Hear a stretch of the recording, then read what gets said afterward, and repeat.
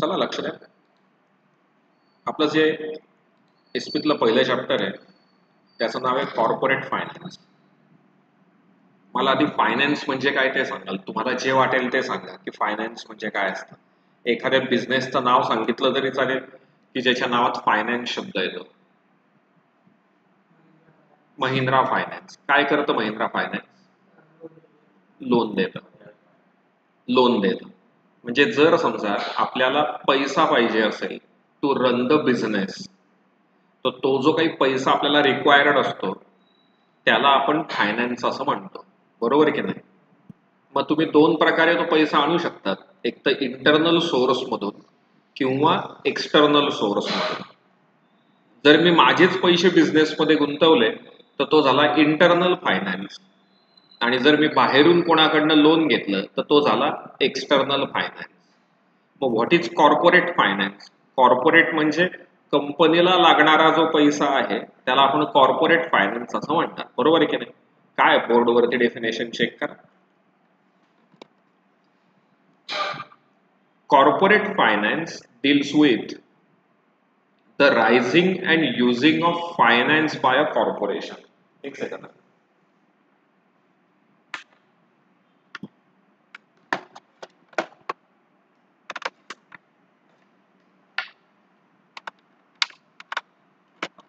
Corporate finance हा कशाशी related आहे?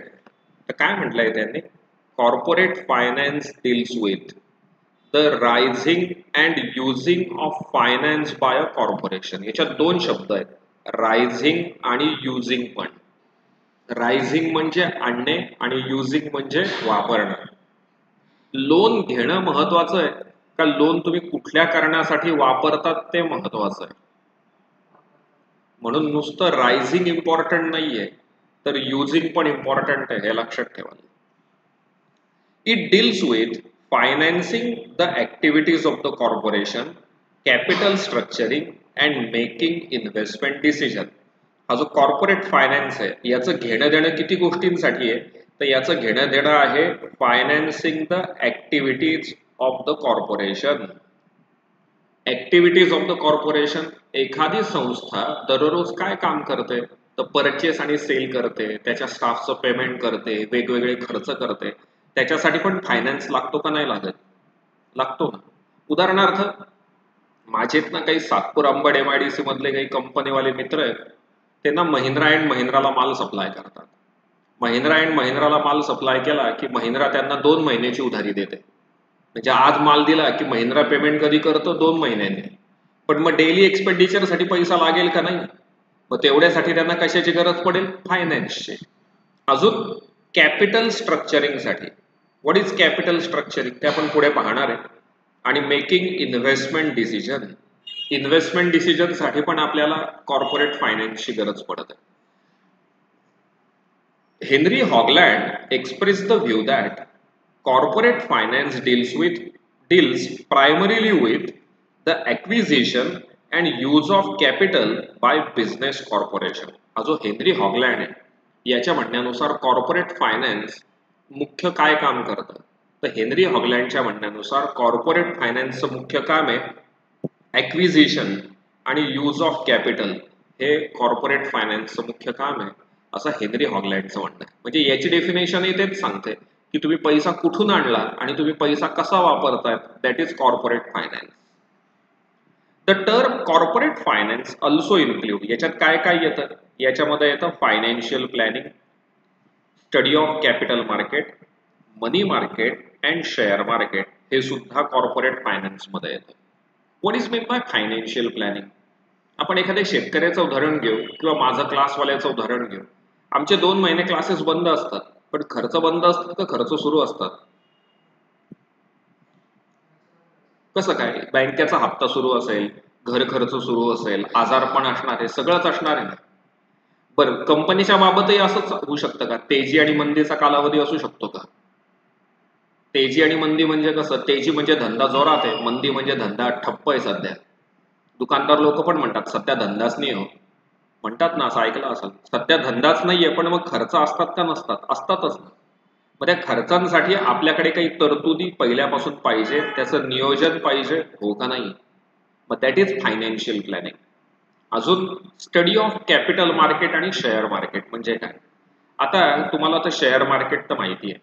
कंपन्या काय करतात, त्यांना पैशाची गरज असेल तर बाजारात जातात, शेअर विकतात आणि पैसे गोळा करतात. पण शेअर्समध्ये पण दोन टाईप आहेत, इक्विटी शेअर आणि प्रेफरन्स शेअर.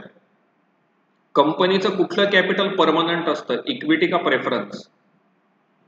इक्विटी परमनंट आहे आणि प्रेफरन्स परत द्यायचं. म्हणजे मग कंपनीला फायदा कुठल्या कॅपिटलचा जास्त होऊ शकतो, इक्विटी कॅपिटलचा का प्रेफरन्स कॅपिटलचा? नाही, ते तर कधी ना कधी परत द्यायचं आहे ना. म्हणजे इन केस फ्युचरमध्ये कंपनी लॉसमध्ये गेली तरी प्रेफरन्सवाल्यांचे पैसे कुठून तरी द्यावेच लागतील ना. बरं, मग आता सध्या मी माझं उदाहरण देईल तुम्हाला. सध्याच्या आत्ताच्या कालावधीमध्ये मला पैशांची गरज आहे 10 लाख रुपये. तर मी काय करू, मी कोणाकडनं तरी लोन घेऊ बँकेकडनं, का मी एखाद्याला पार्टनर करून घेऊ? तुम्हाला काय वाटतं, का करायचा पार्टनर? नाही, मला 10 लाखाची गरज आहे ना. हा समर्थ मला म्हणतो सर मी 10 लाख रुपये देतो, मला पार्टनर करून घ्या. पण या बेंचवर बँक बसली आहे, ती म्हणते सर आम्ही पण 10 लाख रुपये देतो, तुम्ही आम्हाला इंटरेस्ट द्या फक्त दर महिन्याला. तर मी काय करू, त्याला पार्टनर करून घेऊ का बँकेकडनं लोन घेऊ? मग आता हे कसं आहे, तुमच्या केसवर डिपेंड आहे. म्हणजे कसं, समजा मला फ्युचर प्रॉस्पेक्ट चांगले असतील, मला असं वाटतं की मी बँकेचं कर्ज फेडू शकेल, तर मी त्याला कशाला आणखीन माझा बिझनेसमध्ये पार्टनर करून घेईल ना. म्हणजे आज 100% ओनर मी आहे, तर आता मी 50% होऊन जाईल. त्याच्यापेक्षा बेटर काय, त्याला कायमस्वरूपी पार्टनर करून घेणं का बँकेकडनं लोन घेणं? त्याच्या उलट, मी सध्या लॉसमध्ये, मला फ्युचर प्रॉस्पेक्ट नसतील, तर मग बँकेकडनं लोन घेऊ का एखाद्याला पार्टनर करून घेऊ? पार्टनर. म्हणजे ते त्या त्या केसवर डिपेंड असतं ना. हे सगळं कशामध्ये येतं, कॉर्पोरेट फायनान्समध्ये येतं. म्हणजे तुम्हाला याच्यात कशा कशाचा अभ्यास करायचा आहे, कॅपिटल मार्केटचा पण आणि मनी मार्केटचा आणि शेअर मार्केटचा पण. कन्सेप्ट लक्षात येते. मी तुम्हाला नितीन गडकरींचं उदाहरण देईल. नितीन गडकरींना NHAI म्हणजे national highway authority of India, सध्या ते हायवे बांधतायत मोठे मोठे, पैशांची गरज आहे. भारत सरकारकडे पैसा नाहीये, तर मग सरकारला पण पैसा हवा असेल तर लोन घ्यावं लागेल ना कुठून तरी. तर नितीन गडकरींनी लंडन स्टॉक एक्सचेंज मध्ये बॉन्ड्स विकले, म्हणजे लोन घेतलं. मसाला बॉन्ड नाव दिलं होतं त्याला. परदेशातून त्यांना स्वस्त लोन मिळालं. शेवटी तुम्हाला कर्जच घ्यायचंय. भारताच्या बँका म्हणतात आम्ही 6% लोन देऊ आणि परदेशी बँका म्हणतात आम्ही 2% लोन देऊ, तर बिझनेसमॅन कुठून कर्ज घेईल? 2%. काय दिलंय पाल, इट अल्सो कव्हर. याच्यात अजून काय येतं, कॅपिटल फॉर्मेशन आणि फॉरेन कॅपिटल. याच्यात दोन्ही प्रकार येतात, कॅपिटल फॉर्मेशन पण येतं आणि फॉरेन कॅपिटल पण येतं.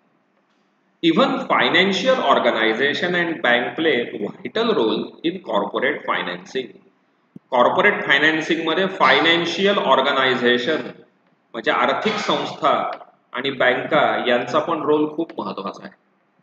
आपली जी भारत सरकारची इन्शुरन्स कंपनी आहे LIC, आपण LICत पैसे भरतो, आपल्याला नंतर LIC परत देते पैसे. पण मग LIC त्या पैशांचं काय करते जे आपण LICला जमा करतो ते? तर LIC ते पैसे सरकारी कंपन्यांना लोन म्हणून देते. सरकारला कंपनी काय करते, लोन म्हणून देते. म्हणजे आता जसं कंपनीला पैशांची गरज आहे तर कंपनी बँकेकडे पण जाऊ शकते, पण मग त्यांना बँकेकडेच जाईल का जे स्वस्त देतील त्यांच्याकडे? तुम्हाला माहिती असेल, थोडं आउट ऑफ द ट्रॅक उदाहरण आहे, म्हणजे तुला माहिती असावं असं मला वाटतं.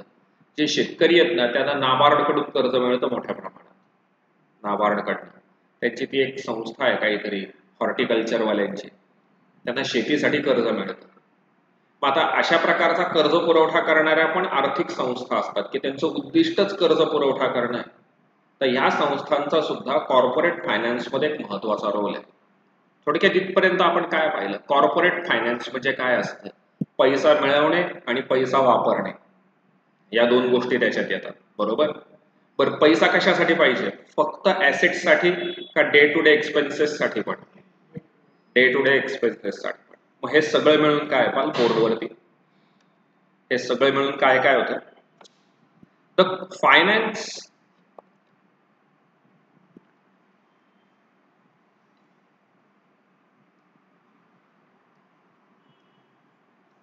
The finance manager of any corporation has to ensure that. आता फायनान्स मॅनेजर, तुम्ही फायनान्स मॅनेजर आहे, आता तुम्हाला काय काय कामं करावे लागतील? पहिलं काम काय करावं लागेल? The firm has adequate finance. तुमच्याकडे पुरेसा फायनान्स आहे का हे तुम्हाला पाहावं लागेल. तुमच्या वडिलांचं उदाहरण घ्या, माझं उदाहरण घ्या, किंवा भविष्यकाळात तुम्ही संसार कराल तेव्हाचं उदाहरण घ्या. आता ना मध्ये कोरोना येऊन गेला होता, जवळपास 6 महिने सगळं ठप्प होतं, पण तुमच्या घरात अन्नधान्य आणि जेवण येत होतं का नाही? म्हणजे तुमच्या वडिलांनी कशाची पुरेशी तरतूद करून ठेवलेली होती? पैशाची, म्हणजेच फायनान्सची. म्हणजे जर एखाद्या कंपनीत तुम्ही फायनान्स मॅनेजर असाल तर तुमचं पहिलं काम काय? आपल्याकडे ॲडिक्वेट फायनान्स आहे का नाही हे पाहणं. अजून काय बोर्डवरती? They are using the right source of fund that have minimum cost. म्हणजे कसं रे, तुम्ही फायनान्स मॅनेजर आहे, तुम्हाला मी आमच्या पतसंस्थेचं उदाहरण देईल तुम्हाला. आमची पतसंस्था आहे, आमच्या इतर बँकांमध्ये एफडी ठेवलेल्या असतात. म्हणजे तुम्ही आमच्याकडे पैसे ठेवतात, आम्ही ते पैसे दुसऱ्या बँकांमध्ये ठेवतो. आणि मग आम्हाला जर तुम्ही पैसे मागायला आले तर टर्नओव्हरसाठी पैसा लागतो ना. म्हणजे आम्ही बँकेत पैसे ठेवले आहेत ना, त्याच्यावरती आम्ही ओव्हरड्राफ्ट काढतो. म्हणजे थोडक्यात लोन घेतो. समजा तुम्ही आमच्याकडे पैसे ठेवले, आम्ही ते वेगवेगळ्या बँकांमध्ये ठेवले होते. 7% ने, काही 5% ने, काही 6% ने, काही 8% ने आणि काही 8.95% ने. आता मी तुम्हाला उदाहरण काय सांगतो ते समजावून घ्या. इतक्याने आम्ही बँकेत पैसे ठेवले. आता आम्ही जर बँकेकडे याच पैशांवरती लोन घ्यायला गेलो तर बँक आम्हाला 0.5% जास्त इंटरेस्ट लावते. त्याला ऍडव्हान्स अगेन्स्ट एफडीआर म्हणतात. Advance against FDR. किती टक्का एक्स्ट्रा रेट लागतो? 0.5%. आता आम्हाला ना आज एक गोल्ड लोन आलेलं आहे, जवळपास 30 लाखाचं गोल्ड लोन आहे. गोल्ड लोनला आम्हाला इंटरेस्ट रेट मिळणार आहे 12%. मिळणार किती आहे? 12%. मग आम्ही काय करू? आमच्याकडचा पैसा लोन म्हणून देऊ का कोणाकडनं लोन घेऊन मग देऊ? तर ते ठरवावं लागेल ना. माझा प्रश्न असा आहे, हे आम्ही काय ठेवली आहे बँकेत, ही आमची ठेव आहे, ही आमची इन्व्हेस्टमेंट आहे.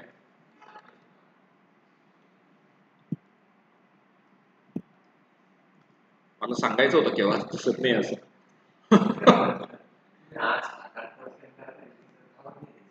मला सांगायचं होतं, ही आमची बँकेत ठेवलेली इन्व्हेस्टमेंट आहे. मग आता बँकवाल्यांकडे आम्ही लोन घ्यायला गेलो तर बँक आम्हाला किती टक्के एक्स्ट्रा व्याजदर लावणार आहे? माझा प्रश्न असा आहे, आम्ही लोन कशावर घेतलं पाहिजे?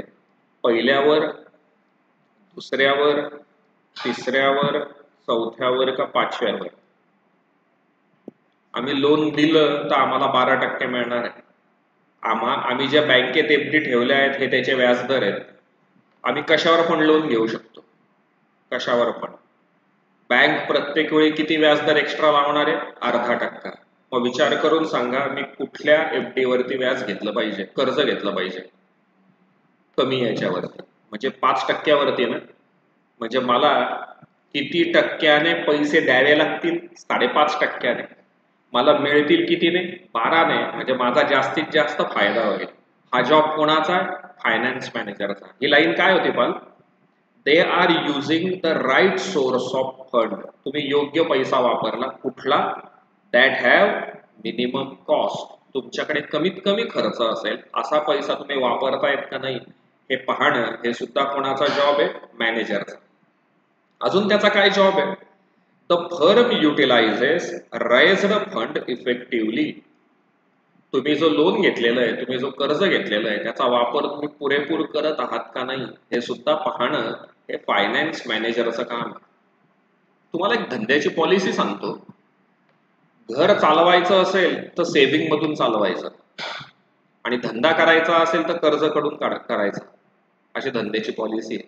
तुम्हाला बिझनेस करायचा आहे ना, तर लोन करून बिझनेस करा, असं माझं मत आहे. आणि घर चालवायचं आहे तर घर कशातून चालवायचं? जनरल पब्लिक काय करते? घरातलं TV, fridge, washing machine, mobile कशावर घेते? लोनवर घेते. आणि तुमच्या आईवडिलांना तुम्ही जाऊन जर सांगितलं ना की मला धंद्यात पैसे टाकायचे, लोन घेऊ का? ते काय म्हणतील? भाऊ घरातले टाक, नुकसान झालं तरी आपलं, असं म्हणतील. त्याचं कारण सांगतो मी तुम्हाला. लॉजिक काय आहे? तुम्ही आता अकाउंट शिकतात, कॉमर्स, पैसा समजतो तुम्हाला. तुम्ही fridge, washing machine, TV, AC, mobile loan काढून घेतलं तर ती प्रोडक्टिव्ह ॲसेट आहे, म्हणजे त्याच्यातून उत्पन्न मिळणार आहे का ती नॉन प्रोडक्टिव्ह ॲसेट आहे? मग लोन घेतलं परवडेल का हो? नाही परवड, बरोबर ना? पण समजा उदाहरणार्थ याची शेती आहे आणि याच्या शेतामध्ये याला ट्रॅक्टर हवा आहे. याने लोन काढून ट्रॅक्टर घेतलं, याला लोन मिळालं 8% आणि शेतीमध्ये याला फायदा होणार असेल 20%चा, तर किती रुपये शिल्लक राहतील? 12% शिल्लक राहतील का? म्हणून लोकांचं असं मत आहे, थोर लोकांचं पण असं मत आहे, धंदा करायचा तर कर्ज काढून करा. बरं, नुकसान झालं तर मग बँकेचं कर्ज तर फेडावं लागेल ना. मग तुमच्याकडे पर्सनल सेव्हिंग आहे ना, मग तेव्हा ते वापरा. आपण काय करतो? आपण आपले पैसे धंद्यात टाकतो, नुकसान झालं तर ते बुडून जातं. मग त्याच्यापेक्षा लोन काढून धंदा करा. धंदा तगला, जिवंत राहिला तर फायदा होईल, नाही तगला तर तुमच्याकडे पैसे होते ना, ते भरून मोकळं होऊन जा, सेफ साईड राहील. वाक्य काय पाल? फायनान्स मॅनेजरचं काम काय? Firm utilises raised fund effectively. तो जो रेज फंड आहे तो तुम्ही पुरेपूर कुठे वापरताय, कसा वापरताय हे पण पाहणं कोणाचं काम आहे? फायनान्स मॅनेजरचं. They are generating maximum return for its owner. तुम्ही जो फंड वापरलेला आहे, तुम्ही जो कर्ज घेतलेला आहे, जो तुम्ही फायनान्स आणला आहे, त्याच्यातून फायदा कसा झाला पाहिजे, जास्तीत जास्त का कमीत कमी, हे पाहणं सुद्धा कोणाचं काम आहे? फायनान्स मॅनेजरचं. चला पुन्हा एकदा पहिल्यापासून समरी घेऊयात. काय काय पाहिलं आपण हे जरा आधी पुसून टाकतो, म्हणजे समरी लक्षात येईल.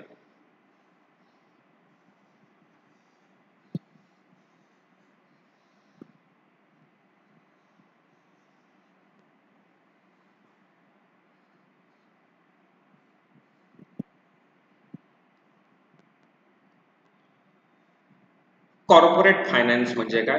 त्यातला पहिला पॉइंट, इट डील्स विथ. हा पहिला पॉइंट आहे, it deals with raising and using of finance by corporation. दुसरा पॉइंट, इट डील्स विथ, अजून त्याचं घेणं देणं कशासाठी आहे? तर financing the activities of corporation, capital structuring आणि मेकिंग इन्व्हेस्टमेंट डिसिजन. हे सुद्धा कॉर्पोरेट फायनान्स म्हणजे. कॉर्पोरेट फायनान्स काय करतो? तुम्ही पैसा कुठून आणला आणि कसा वापरतायत हे पाहतो. कॉर्पोरेट फायनान्स काय करतं? तुमच्या ज्या डे टू डे ऍक्टिव्हिटी आहेत त्याला पैसा पुरवतो. तो पैसा कुठे इन्व्हेस्ट करतायत हे पाहतो. त्याच्यानंतर कॉर्पोरेट फायनान्समध्ये काय येतं अजून? कॉर्पोरेट फायनान्समध्ये कशाचा अभ्यास केला जातो? तर त्याच्यामध्ये प्लॅनिंगचा अभ्यास होतो, कॅपिटल मार्केटचा, मनी मार्केटचा आणि शेअर मार्केटचा पण अभ्यास होतो. त्याच्यात अजून फॉरेन कॅपिटल पण येतं. मग जो कॉर्पोरेट मॅनेजर आहे त्याचा मेन जॉब काय? त्याने रोज कशाकडे लक्ष ठेवलं पाहिजे? आपल्या फर्मकडे ॲडिक्वेट फायनान्स आहे का नाही हे त्याने पाहिलं पाहिजे. तुमच्याकडे जो फायनान्स आहे तो तुम्ही मिनिमम कॉस्टमध्ये आणला आहे का, खर्च कमीत कमी आहे का हे पाहिलं पाहिजे. तुम्ही आणलेला फायनान्स हा तुम्ही योग्य ठिकाणी पुरेपूर वापरतायत का हे पाहिलं पाहिजे. आणि वापरल्यानंतर पण रिटर्न किती मिळाले पाहिजेत? जास्तीत जास्त. हे चेक करणं हे कोणाचं काम आहे? फायनान्स मॅनेजरचं. कन्सेप्ट कळाली नक्की? पुढचा पॉइंट आलाय, the following 2 decision are the basis of corporate finance. खालील 2 डिसिजन हा बेस आहे कॉर्पोरेट फायनान्सचा. पहिली डिसिजन काय? Financing decision. आपण आई वडिलांचं उदाहरण घेऊयात किंवा आता माझ्या बिझनेसचं घेऊयात. चला, माझ्या बिझनेसचं किंवा कुठल्या पण बिझनेस. तुम्हाला हल्लीच्या काळात काय वाटतं? लोन घेतल्याशिवाय घर होतं का नाही होत? नाही होत. घराच्या किमतीच प्रचंड आहेत, कर्ज घ्यावंच लागतं. कोणाचकडे इतके 40 लाख 50 लाख नसतात. लोन घेतल्याशिवाय घरच होत नाही हल्ली, बरोबर ना? काही लोकांचं तत्व आहे, डोक्यावर कर्ज नको, शांत वाटतं. मलाही असंच वाटतं. म्हणजे आता जरी मी कर्ज घेतलंय ना, तरी दर महिन्याला मी पहिल्यांदा काय करतो माहितीये का? जेवढे लोन आहेत ना आधी ते काढतो, उरलेल्या पैशात घर चालवतो, शांत वाटतं. इथं म्हणजे आता उदाहरणार्थ घरातलं सत्य उदाहरण देईल मी तुला, की आता आत्ताशी तो मे महिना लागलाय, परवाचा 1 मेला रिझल्ट लागला मुलाचा. मी कालच्या दिवशी जाऊन ऍडमिशन घेऊन फी भरून मोकळा होऊन गेलो. त्याचं म्हटलं आपल्या डोक्याला त्रास नको.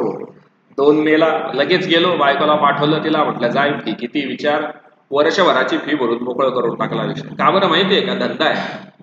पुढच्या वर्षी समजा एखादी कोरोनाची पुन्हा लाट आली ना, तमाशा होऊन जायचा. त्याच्यापेक्षा शाळेची फी भरून टाकली की वर्षभर डोक्याचं टेन्शन हलकं. मी आधी पहिल्यांदा ते कार्यक्रम वाजवत असतो. सगळे लोनचे कार्यक्रम आधी वाजवतो, उरलेल्या पैशात घर चालवतो. कॉर्पोरेट फायनान्सचं पहिलं महत्वाचं बेस आहे तो म्हणजे डिसिजन मेकिंग. आर्थिक निर्णय घेणं हे कॉर्पोरेट फायनान्सचं काम आहे. कारण धंदा चालवताना कॅपिटल लागेल की नाही? 100% कॅपिटल आहे. त्याच्यात दोन प्रकार आहेत. एक तर तुम्ही कर्ज घेतलंय म्हणजे ओन कॅपिटल आहे किंवा बॉरोड कॅपिटल आहे. तुम्हाला प्रपोर्शन कसं वाटतं? किती ठेवलं पाहिजे? 70%, 30%, 100%, 80%, 20%, का उलट 20%, 80%? का ते डिपेंड्स असेल? डिपेंड्स असेल. मग हा डिसिजन घेणं हे कोणाचं काम आहे? कॉर्पोरेट फायनान्सचं काम आहे. याला आपण फायनान्सिंग डिसिजन असं म्हणणार. की तुमचं डेप्ट किती असेल आणि इक्विटी किती असेल याचं प्रपोर्शन ठरवणं हे कोणाचं काम असणार आहे? फायनान्सचं. काय पॉइंट आहे पण? The business firm has to access to capital market to fulfil its financial need. जे बिझनेस फर्म आहे ते कॅपिटल मार्केटमध्ये जाऊ शकतात, भांडवली बाजारात जाऊ शकतात. भांडवली बाजार म्हणजे असा बाजार की जिकडे आपल्याला लोन मिळेल, पैसा मिळेल, कॅपिटल मिळेल. The firm has multiple choice of source of financing. फर्मकडे भरपूर ऑप्शन उपलब्ध असतात. म्हणजे फर्म बाजारात इक्विटी शेअर विकू शकते, प्रेफरन्स शेअर विकू शकते, डिबेंचर विकू शकते, बँकेकडनं कर्ज घेऊ शकते, डायरेक्टरकडनं कर्ज घेऊ शकते, फ्रेंड्सकडनं कर्ज घेऊ शकते, शेअर होल्डरकडनं कर्ज घेऊ शकते, गव्हर्नमेंटकडनं कर्ज घेऊ शकते. त्यांच्यासाठी एक ऑप्शन नाही, अनेक ऑप्शन उपलब्ध आहेत.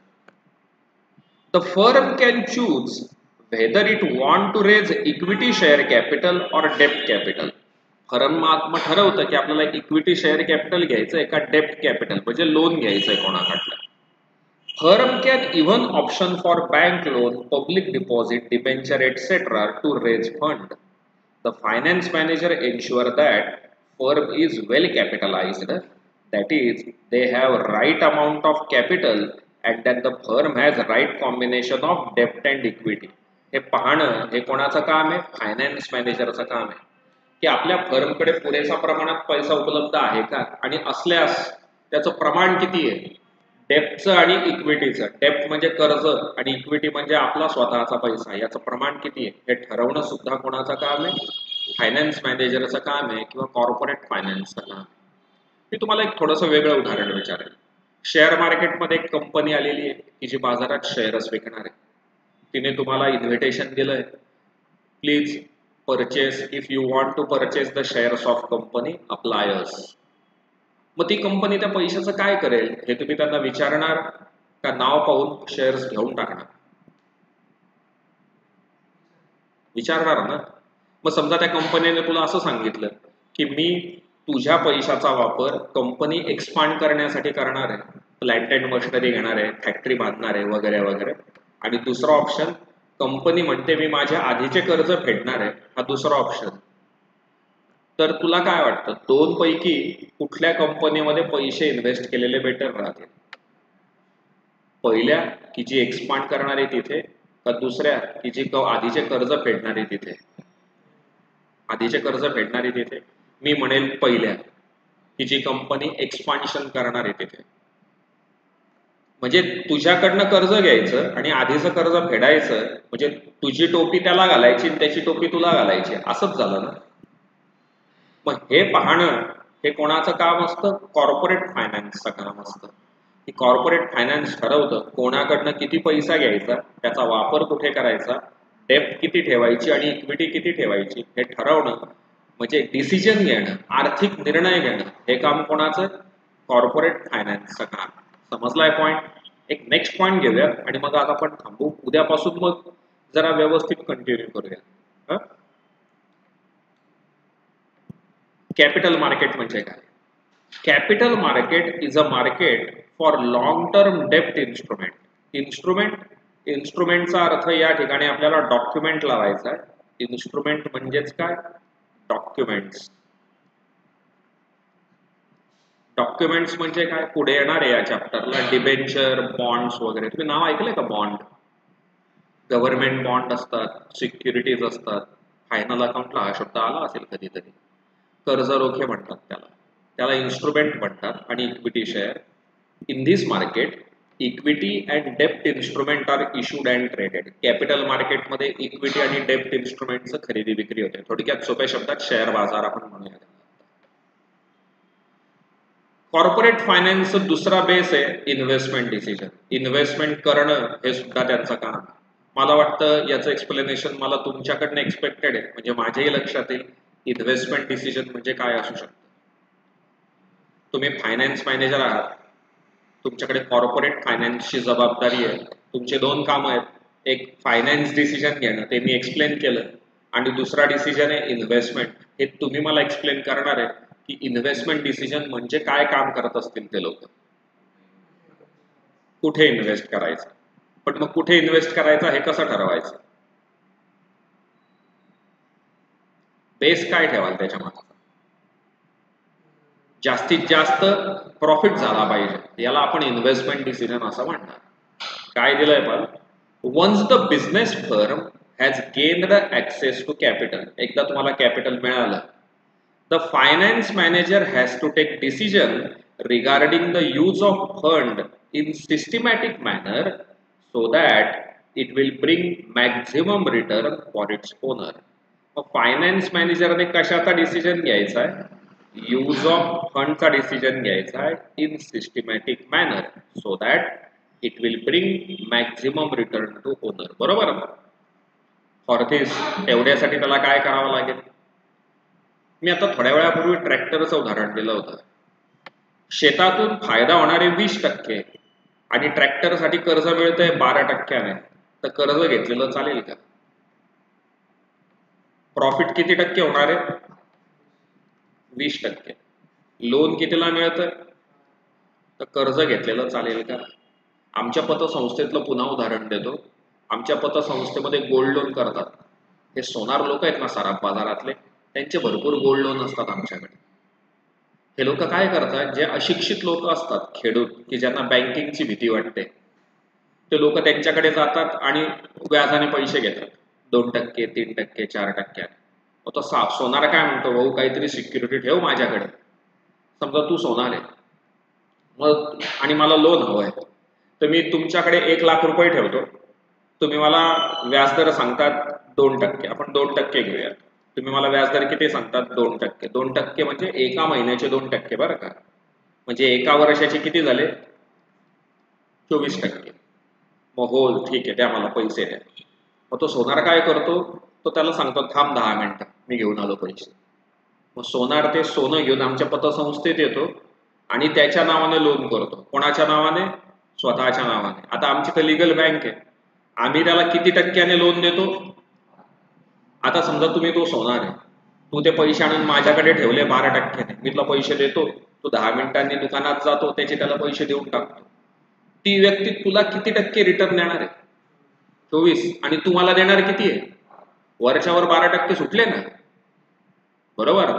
इथे पॉइंट काय पण, for this the firm has to take in to consideration cost of capital. Cost of capital म्हणजे काय, तुम्ही कॅपिटल कुठून आणलं, त्याची कॉस्ट किती आहे ते. म्हणजे या केसमध्ये कॅपिटलची कॉस्ट किती होती, 12%. मग कॉस्ट ऑफ कॅपिटल किती पाहिजे, जास्तीत जास्त का कमीत कमी, कमीत कमी.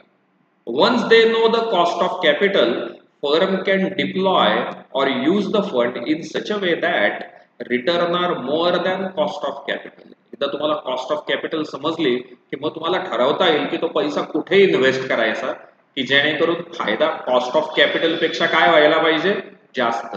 हा डिसिजन घेणं हा सुद्धा कॉर्पोरेट फायनान्सचाच एक काम आहे, हे लक्षात ठेवा. कन्सेप्ट कळाली. आज आपण थांबूया, उद्या इथून पुढच्या पार्टला सुरुवात करू. आता मला खराडे असं सांगा,